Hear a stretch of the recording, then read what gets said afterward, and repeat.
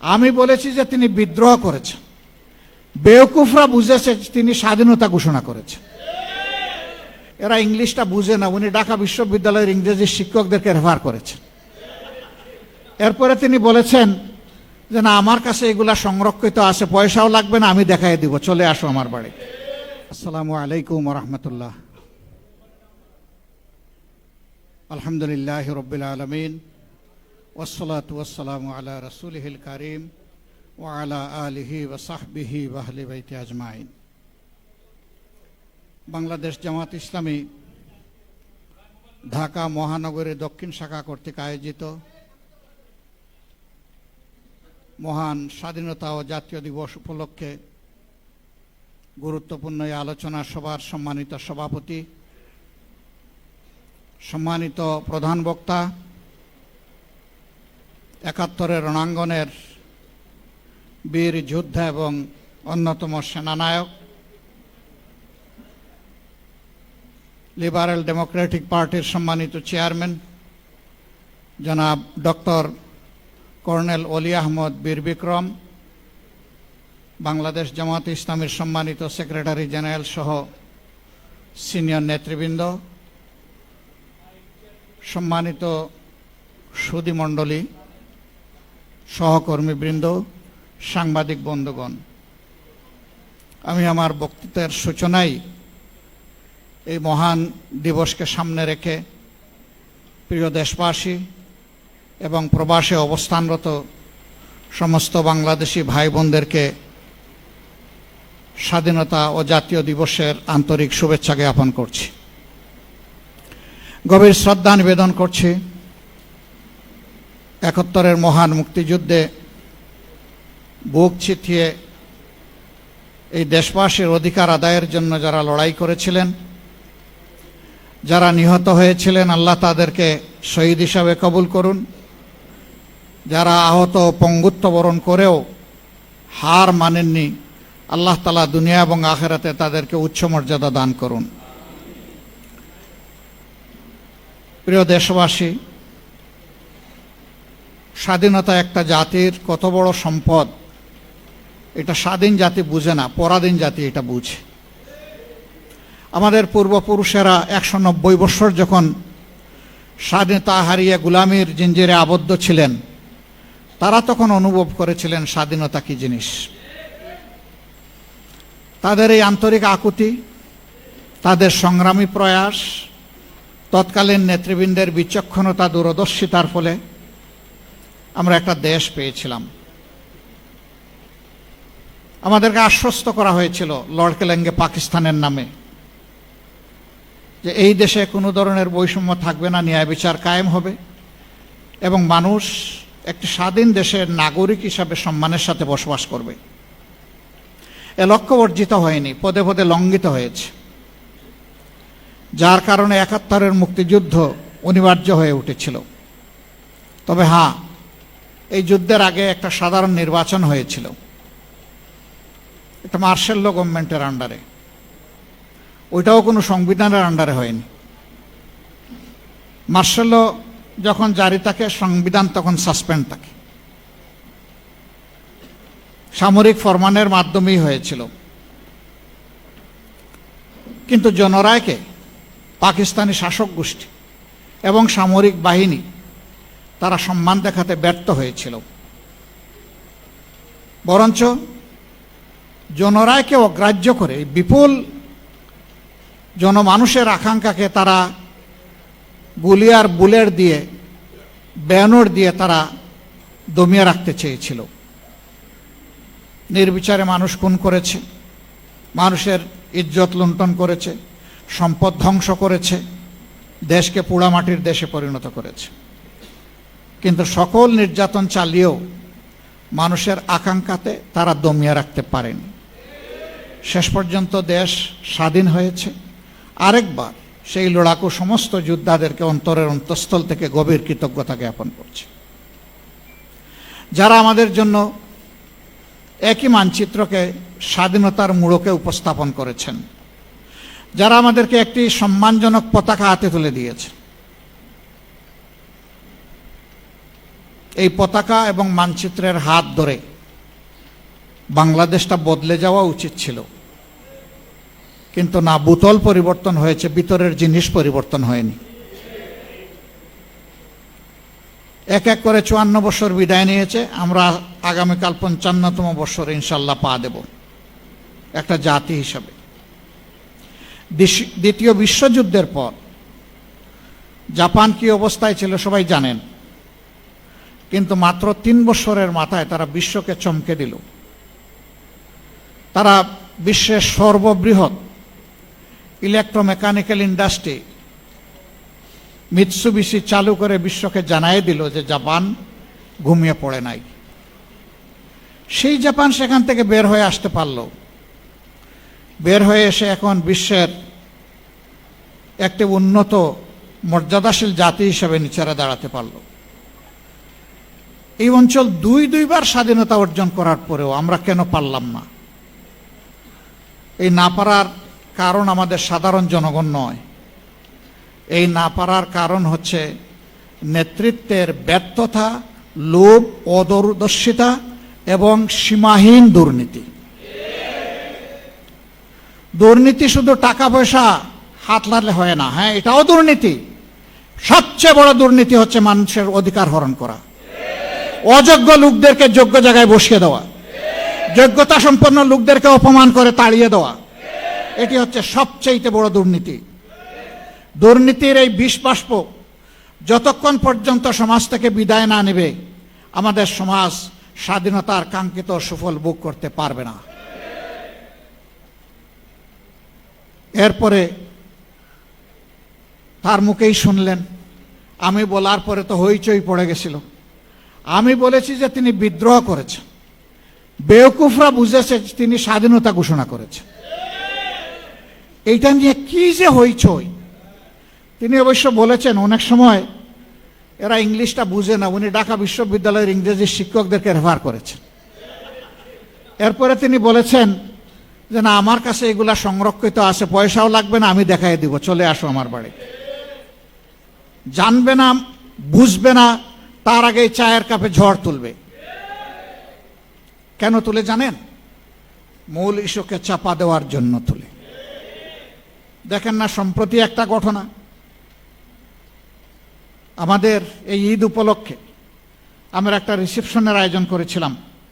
বিদেশি কূটনীতিবিদরা এবং আমাদের বন্ধুরা এখানে এসেছিলেন। ঈদের দিনটা মানুষ একটু খোলা মনে সবার সাথে মিশে, আমি একটু মিশেছি। হায়ারে আল্লাহ, এটা নিয়ে কি যে অবস্থা। নবীজি এটা করেছেন রে ভাই, তিনি তার প্রিয়তম সাহাবীর সাথে এটা করেছেন। এটা তো আমার নবীর প্রিয় সুন্নত। আমি তো আমার নবীর প্রত্যেকটা সুন্নতকে ভালোবাসি। কে কি বললো না বললো এগুলার পাত্তাই আমি দেই না। তুমি বলতেই থাকো, আমি করতেই থাকবো। হ্যাঁ, মানুষ হিসাবে যদি ভুল করি অনুতপ্ত হব, ক্ষমা চাইব, কোনো অসুবিধা নাই। কিন্তু আমার শুদ্ধ কাজটাকে ভুল হিসাবে চালিয়ে দিবা আর মনে করবা নিজেই শুধু জ্ঞানী, আর সবাই চোখ বন্ধ করে অথবা উট পাখির মতো ঠোঁট বালিতে ঢুকে বসে আছে, এটা মনে করবা না। দুনিয়া এখন বড় চালাক। তুমি যে রাস্তা দিয়ে হাঁটো, ওই রাস্তা অবজার্ভ করার জন্য তোমার রাস্তায় শত সার্চ লাইট বসে আছে। থাকো। আমাকে একদিন একজন বিখ্যাত সাংবাদিক জিজ্ঞেস করলেন যে আপনাদের নিয়ে এত নাড়াচাড়া করে কেন? আমি বললাম খুব ভালোবাসে তো, এই জন্য কসলায় আমাদের ভালো কথাটাকে টুইস্ট করে অন্যভাবে উপস্থাপন করে। একটা কথা এক লাইনে সব বলা যায় না, হয়তো 3টা লাইন বললাম, ওর পছন্দ হয়েছে আমাকে ঘায়েল করার জন্য একটা লাইট পোস্টিং দেবো, ওইটাকেই ফটোকার্ড বানিয়ে ছেড়ে দিল, বাকি 2 লাইনের খবর নাই। ভাই, এগুলো তো ভালো জিনিস না।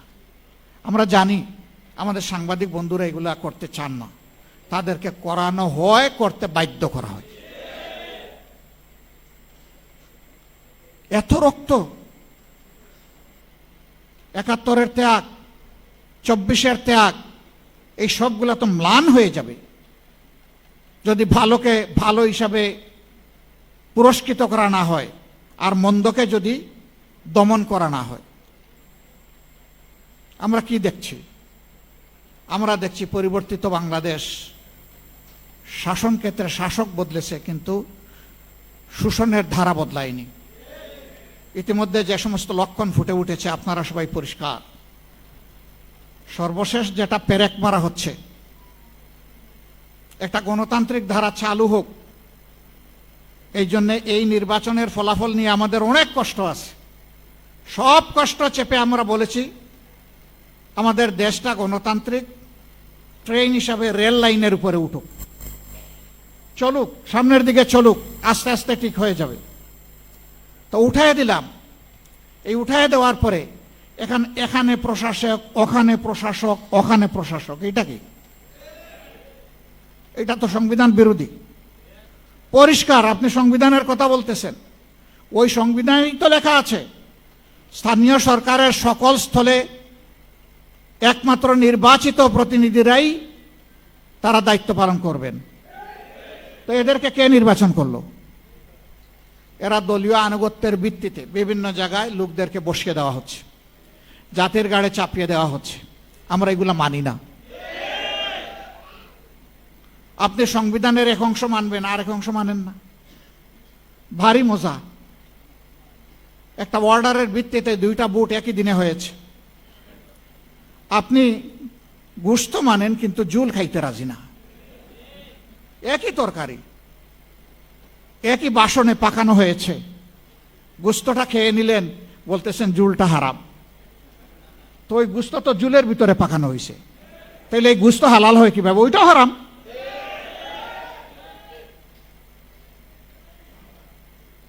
জনগণকে এত বোকা মনে করার কারণ নাই। জনগণ সব বুঝে। হ্যাঁ, আপনারা মানবেন, তবে সহজে মানবেন না, আমরা বুঝতেছি। এরকম অতীতেও কিছু কিছু বিষয় সহজে মানেন নাই, কিন্তু পরে ঠিকই মেনেছেন। আমরা নিজের জন্য, কোনো দলের জন্য এই কাঠামোগত পরিবর্তন আমরা চাচ্ছি না, সংস্কার চাচ্ছি না। আমরা 18 কোটি মানুষের জন্য চাই। গণতন্ত্রের এসেন্স, বিউটি, একটা দল সরকারে যাবে আর একটা দল বিরোধী দলে থাকবে, এই দুই দল মিলেই জাতিকে সামনে এগিয়ে নেবে। সরকার ভালো করলে সহযোগিতা করবে বিরোধী দল, যদি মন্দ কিছু করে তাহলে লাগাম ধরে টান দেবে। আমাদের নীতি তাই হবে ইনশাআল্লাহ। তাওয়ানু আলাল বিররি ওয়াত তাকওয়া ওয়ালা তাওয়ানু আলাল ইসমি ওয়াল উদওয়ান। এই নীতির বাইরে আমরা যাব না। জাতীয় স্বার্থে কাউকেই আমরা ছাড় দিয়ে কথা বলবো না। 70% মানুষ যারা ভোট দিতে গিয়েছিল, তাদের প্রায় 70%, 68% ঊর্ধ্বে তারা সংস্কারের পক্ষে রায় দিয়েছে। এখন একবার ওনারা বলেন যে আমরা অক্ষরে অক্ষরে মানব, আবার বলেন জনগণ না বুঝে রায় দিয়ে দিস। আরে ভাই, জনগণ বুঝুক না বুঝুক, ভোটের অধিকারটা তার, আপনার না। ওই পাকিস্তান বাহিনী ভোটের অধিকার স্বীকার করে নাই বলে তাদেরকে চড়া মূল্য দিতে হয়েছিল। আজকেও যদি সেই পুরানা কায়দায় চিন্তা করা হয় জনগণের ভোটকে অস্বীকার করার, অগ্রাহ্য করার, অপমান করার, তাহলে দেশবাসীকে অপমান করার খেসারত গোনার জন্য তৈরি থাকতে হবে। যেই দেশবাসী রক্ত দিয়ে ফ্যাসিবাদ হটানোর রাস্তা চিনে ফেলেছে, এই দেশবাসীকে আর দমানো যাবে না। কি দিয়ে দমাবেন? ফাঁসি, তৈরি আছে। কি দিয়ে দমাবেন? গুলি করবেন, তৈরি আছে। কি দিয়ে দমাবেন? আবার আয়নাঘর কায়েম করবেন, তৈরি আছে। কিন্তু বলে দিচ্ছি, ওই জীবনের বিনিময়ে সব ফাঁসি, এই ধরনের মতলবী বিচার ব্যবস্থা এবং আয়নাঘর সব গুড়িয়ে দেওয়া হবে ইনশাআল্লাহ। আর এগুলো কায়েম করতে দেওয়া হবে না। জনগণের অধিকারের সাথে যারাই সিনেমিনি করবে, তাদের সাথে আমরা কোনো আপোষ করব না। জাতীয় জীবনে আমরা এখন একটা গুরুত্বপূর্ণ জায়গায় আছি, খুবই জটিল জায়গায় আছি। সম্প্রতি যুদ্ধের কারণে গোটা বিশ্ব অস্থির, অর্থনীতি অনেক দেশের ভঙ্গুর হয়ে পড়েছে। জ্বালানির অভাবে অনেক দেশ খুঁড়িয়ে খুঁড়িয়ে হাঁটছে। অবশ্য আমরা জ্বালানিতে খুবই সমৃদ্ধ, কারণ আমাদের মন্ত্রী মহোদয় বলেছেন কোনো কিছুর আমাদের অভাব নাই। এই অভাব না থাকার কারণেই কয়েক কিলোমিটার একটা পাম্পের সামনে এখন সারি সারি লাইন। তো অভাব নাই তো এত লম্বা লাইন কেন? আজকেও আমি বিভিন্ন ইন্ডাস্ট্রি মালিকদের সাথে কথা বলেছি। আচ্ছা, বুঝলাম গাড়ি চলবে না, না হয় হাঁটলাম, তো ইন্ডাস্ট্রি যদি না চলে তাহলে এই দেশ চলবে কিভাবে? সেই ইন্ডাস্ট্রির চাকা ঘুরতে হলেও তো আমার জ্বালানি লাগবে। এ পরিস্থিতি সৃষ্টি হওয়ার সাথে সাথে বলেছিলাম বিকল্প সন্ধান করুন। আজকে বলবো সংকীর্ণতা থেকে বের হয়ে আসুন। এটা সরকারের একার সমস্যা নয়, এটি 18 কোটি মানুষের সমস্যা। এটা শুধু বাংলাদেশের সমস্যা নয়, এটা গ্লোবাল প্রবলেম। এই ধরনের জাতীয় সমস্যায় খোলা মনে সবাইকে নিয়ে বসেন। আমরা প্রস্তুত সব দিক থেকে সহযোগিতা করতে, যতটুকু সম্ভব। আজকেও কয়েকটা দেশের প্রতিনিধিদের সাথে কথা বলেছি যে তারা এই পরিস্থিতিতে আমাদেরকে কি সহযোগিতা করতে পারে। তারা বলেছে আমরা সাধ্যমতো বন্ধু দেশকে সহযোগিতা করার জন্য প্রস্তুত আছি। আমরা যদি এই সরকারের ব্যর্থতা চাইতাম তাহলে আমরা রাস্তায় এখন নেমে আগুন জ্বালানো শুরু করতাম। আমরা তো সরকারের সফলতা চাই, কিন্তু সরকারই যদি উল্টা পথে হাঁটে আমাদের তো করার কিছু নাই। সরকারকে সঠিক পথে হাঁটতে হবে। মানুষের আকাঙ্ক্ষাকে সম্মান করুন। একবারে আগামী 29 তারিখ আবার অধিবেশন বসছে, আমাদেরকে নোটিশ দেওয়ার কথা বলা হয়েছে সংস্কার বিষয়ে আলোচনার জন্য। আমরা সুযোগ দিয়ে বলতে চাই, নোটিশের অপেক্ষা না করে অধিবেশন বসার সাথে সাথে ঘোষণা দিন যে আমরা তা আপাদমস্তক যেভাবে সাইন করেছি ওইভাবে বাস্তবায়ন করব। আসুন এখন বাস্তবায়ন প্রক্রিয়া নিয়ে আমরা আলোচনা করি সংসদে। আমরা প্রস্তুত, খোলা মন নিয়ে প্রস্তুত, কিন্তু এইটা নিয়ে যে কোনো ধরনের কালক্ষেপণ টালবাহানা আমরা মানব না। যদি সংসদে তার সমাধান হয় আলহামদুলিল্লাহ, না হয় এই রাজপথ আমাদের পরিচিত। আমরা প্রথমে এই রাজপথ চাই না, আমরা চাই সকল কর্মকাণ্ডের কেন্দ্রবিন্দু হোক সংসদীয় গণতন্ত্রে মহান জাতীয় সংসদ।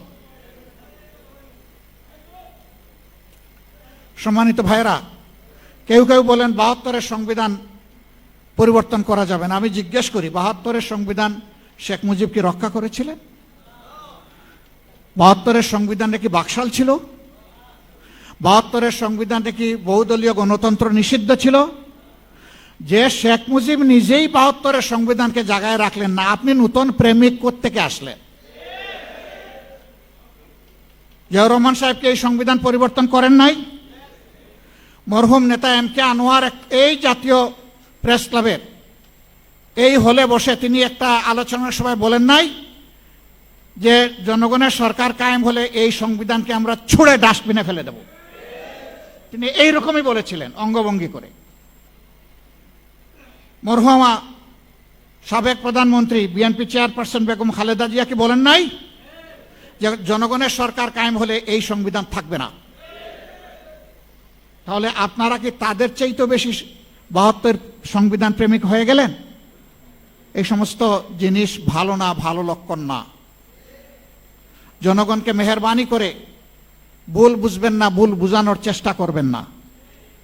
জনগণের আকাঙ্ক্ষা বুঝার চেষ্টা করুন, দেয়ালে একটু কান চাপেন, শুনবেন এদেশের জনগণ কি চায়। যদি এই সংস্কারকে মেনে না নেওয়া হয় তাহলে মিনিমাম 1400 শহীদ যারা হয়েছে তাদেরকে অপমান করা হবে, হাদিদেরকে অপমান করা হবে, আবরার ফাহাদকে অপমান করা হবে, ফেলানির ঝুলন্ত লাশের সাথে অপমান করা হবে। এ কাজ করতে যাবেন না। বেঁচে থাকা জিন্দা শহীদ জুলাই যোদ্ধারা তারা এটা মেনে নেবে না। জুলাই যোদ্ধা 100 নয়, 200 নয়, 1000 নয়, 10,000 নয়, 1 লাখ নয়, 2 লাখ নয়। জুলাই যোদ্ধা ছিল কোটি কোটি। এ মানুষের বিরুদ্ধে অবস্থান নেবেন না। মেহেরবানি করে জন আকাঙ্ক্ষার প্রতি সম্মান করুন। আজকের এই মহান দিবসের আলোচনায় সবাই আমি বুক ভরে সরকারকে সেই আহ্বান জানাতে চাই।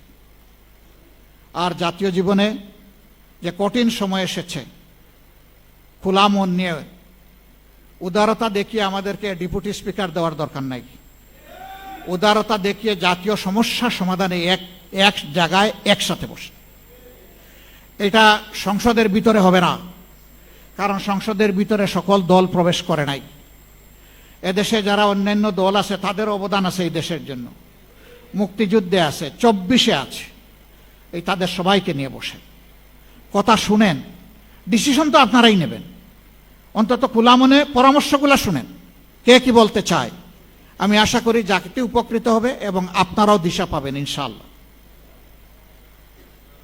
সেই পারস্পরিক হিংসা হানাহানির রাজনীতি বন্ধ হোক। আফসোস এখনো শুধু একটা ইলেকশন হয়ে গেছে, সেইটাকে কেন্দ্র করে মানুষ খুন হচ্ছে, এমনকি নিজ দলের মানুষকেও খুন করা হচ্ছে। তাহলে ফেসিবাদ বিদায় নিল কোথায়? ফেসিবাদ এতদিন আত্মগোপন করে গর্তের মধ্যে ছিল, এখন আবার মাথা তুলতে শুরু করেছে। দেশবাসীকে বলবো, এই ফেসিবাদ নূতন করে কেউ যদি কায়েম করতে চায়, ইনশাআল্লাহ সবগুলো হাত একত্রিত করে আমরা রুখে দেব ইনশাআল্লাহ। রুখে দেওয়ার জন্য তৈরি থাকতে হবে।